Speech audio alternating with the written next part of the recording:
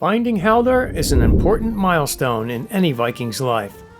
Haldor is a merchant NPC whose location is randomized for each world seed. Once discovered, you can purchase from him various items and materials that are useful for progression. Haldor will also give you gold in trade for the amber pearls, and rubies that you've collected from burial chambers, troll caves, and sunken crypts.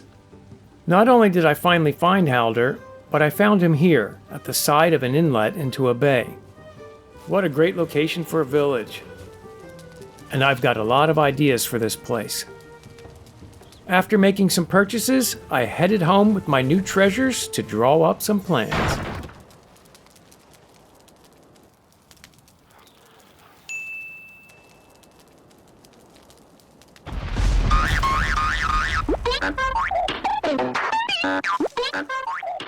When I get an idea for a build, it's often accompanied by a loose sort of lore or backstory that comes to mind. As I think about the build, I'll find myself wondering what sort of characters would use it, how did they find it, or how was it made, and for what intent and purposes. After some looking around, the lore that would fuel this build was invented. A group of skilled craftsmen settle on the shores of an inlet to a bay. They chose the area for its abundance of materials, including large quantities of metal ore. With a mining operation established, they process the ore and convert it to bars.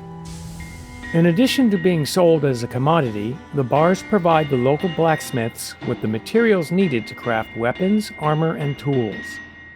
These and other goods created by the village artisans are sold in the festive atmosphere of the outdoor marketplace. Over the years, the simple Viking settlement grows into a thriving community, complete with shops and houses that encircle the bay. In time, the village became the most popular trading center in the land.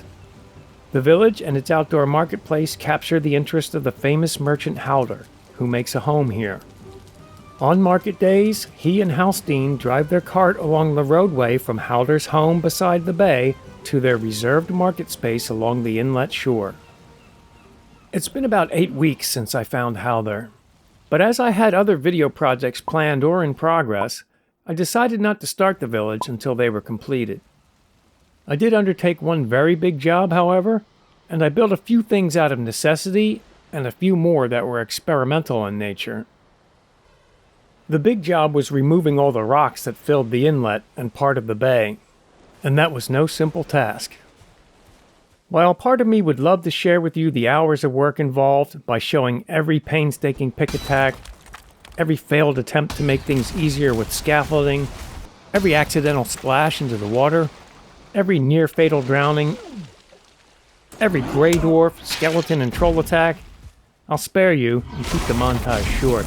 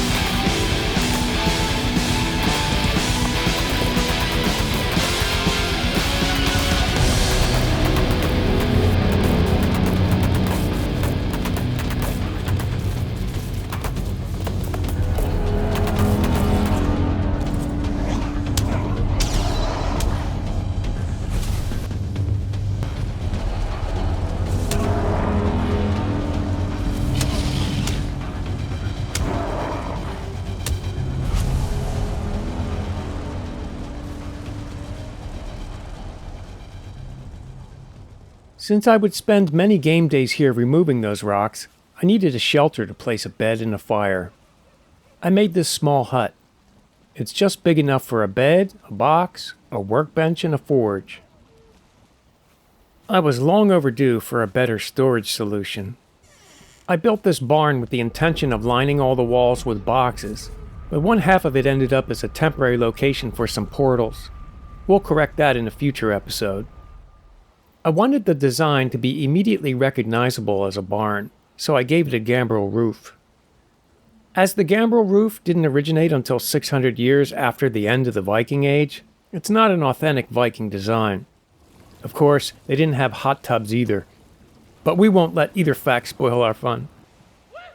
To help give the design more of a Valheim Viking feel, I added extended eaves all along both sides, but I didn't really like the way that looked, so I reduced the eaves to one panel on each side to act as woodpile shelters. I needed a scene of a warrior jumping over a wall for a video that I was working on, so I built this. As I like to work with what I have, am strangely sentimental, and possibly a bit superstitious, I want to keep this wall and make it fit the lore of the land rather than tear it down. I've decided to create a large but mostly unnoticeable ruin out of these walls. This existing part will be torn down a bit, and I'll extend both walls into two squares, one inside the other. The result will be the ruins of a fortress and its outer defensive wall. This existing side will remain prominent, but the rest will be almost unnoticeable, except perhaps at the corners. I may even build new structures within the borders of the ruins in areas where the land would seem valuable to a settler. Although the walls have outlived their usefulness, I hope that their implied forgotten history will help add another dimension of realism to the area.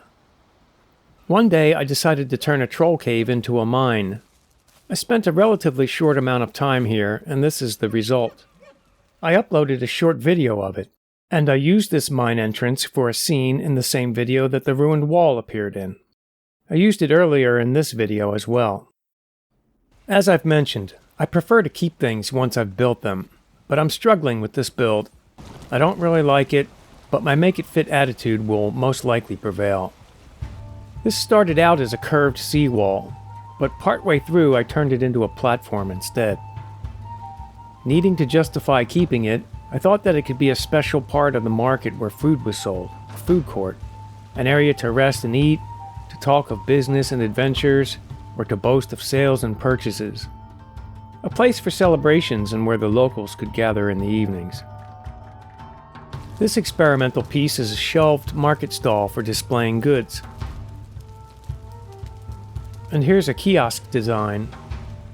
More of these will be added in this area to fill out the marketplace. The entire marketplace will be used to store overhead items, like the hundreds of troll hides, certain cores, grey dwarf eyes, and resin that I've collected so far.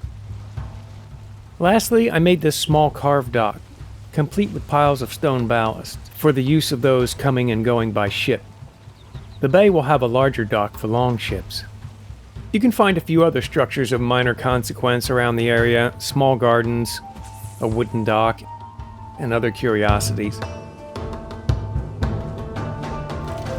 Now that you're caught up on what's happened here so far, let's build the first official structure of this series. I knew from the very beginning that this large rock would be spared the pickaxe.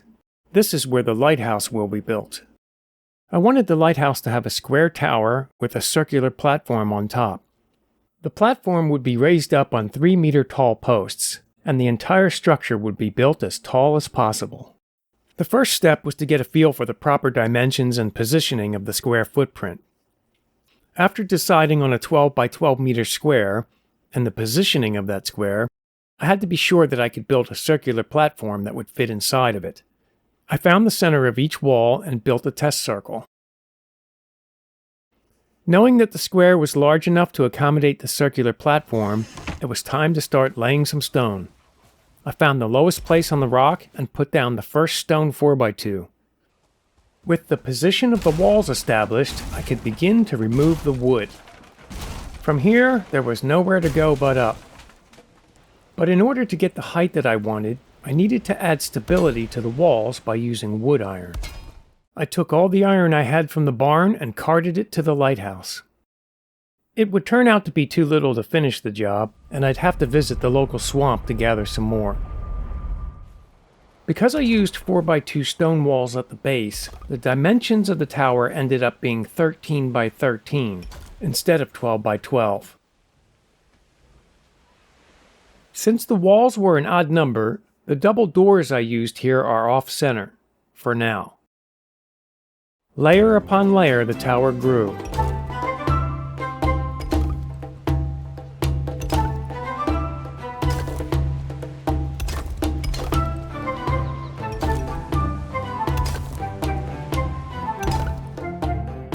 The design of the lighthouse would continue to change as I went along. Originally, I was going to have 3 full-length slits on each wall. But as it would turn out, the 2 columns of wood iron I had in each wall wasn't enough. This meant adding a 3rd column to the center of each wall, which in turn necessitated a change to a 2-slit design. I had also decided that the base of the tower should be wider than the upper portion. But instead of making the base wider, I opted to reduce the portion above the base by 1 block. Unfortunately, these needed changes meant tearing down most of the tower just after I had built it nearly to the top. The truth is, the lighthouse was just too boring looking. As I neared the height limit, I felt that the tower was too thick for its height, and the raised platform idea was only going to make it worse. It had to come down. As much as I don't want to, I gotta tear down like most of this.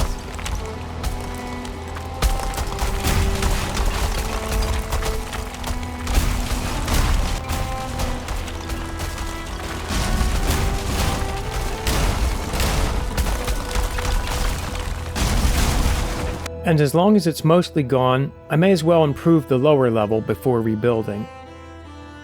With the tower torn down all the way to the 4x2s, and a new 2-slit wall plan worked out, the lighthouse tower was ready to be rebuilt. 3.5 hours, and I have less of a lighthouse than when I started. Oh, shit. Ooh, nice sound. Heavy and creaky. After the dismay caused by destroying the tower, I needed a break from piling up layers of stone. So I worked on resolving the problem of the off-center doors. Here is the new and improved entryway.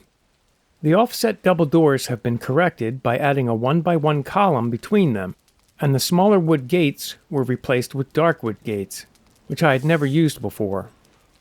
The column in the middle solved the problem of centering the double doors on the 13x13 wall, and it provided the perfect place to hide the additional column of wood iron. With the tower rebuilt, it was time to build the circular platform which would hold the bonfire. The original idea was to have the platform raised up on 3-meter-tall posts. This would allow for the staircase to come up under the platform. It was an interesting idea, but due to the height limit imposed by the stability mechanic in-game, I now felt that the tower needed as much uninterrupted vertical rise as possible. The circular platform would be built directly onto the top of the tower. This meant moving the access stair to the side. I had thought that I would be able to fit multiple bonfires up here, but that wasn't the case. In hindsight, I think having one is more appropriate. As luck would have it, the 4 corners of the tower were aligned with the 4 compass points. This gave me a good excuse to finally use the wood dragon adornments. Some things are too good to use just for the sake of using them. Things can be so cool that they run the risk of becoming uncool through overuse or casual use. The dragons pointing the way north, south, east, and west are not only decorative, but a fitting use for a lighthouse, which in and of itself is a navigational aid. In this world, the lighthouse is a utilitarian structure. Its purpose is purely functional. While the dragon heads themselves are also functional, as a design element, they help relieve the tower of its otherwise mundane form. As a player in this world, the lighthouse is not meant to act as a base. It's meant to be seen and appreciated from the outside. With that said, I did do a little bit of interior work to make it feel complete. The downstairs is a simple storage area that provides access to the staircase. The first floor landing also acts as storage. By having a stone cutter and a forge stored here, I can readily repair any damage done to the stone walls and the dark wood gates. The next floor is the lighthouse keeper's quarters. I don't imagine that the lighthouse would be lit every night. Perhaps the village market days are only one day a week, or 1 week each month, or some other irregular or unfixed schedule. For this reason, I don't imagine this room as a permanent residence. It's a simple place to wait, rest, or get something to eat before feeding more fuel to the fire above. In the timeline of the lore of this village, the lighthouse comes much later. But in the timeline of a video build series, I felt it was important to start with the lighthouse. Built to the height limit, it will no doubt be the tallest building here, and I knew from the beginning that it would be a challenge to make a big square tower look interesting. As the lighthouse guides Vikings back to this village in their world, I hope it will guide you back to this build series in ours. And I'll be sure to be here at the lighthouse to welcome you back for the next episode. Don't forget to like, subscribe, and tick the notification bell so you won't miss the next episode of Haldor's Merchant Bay Village.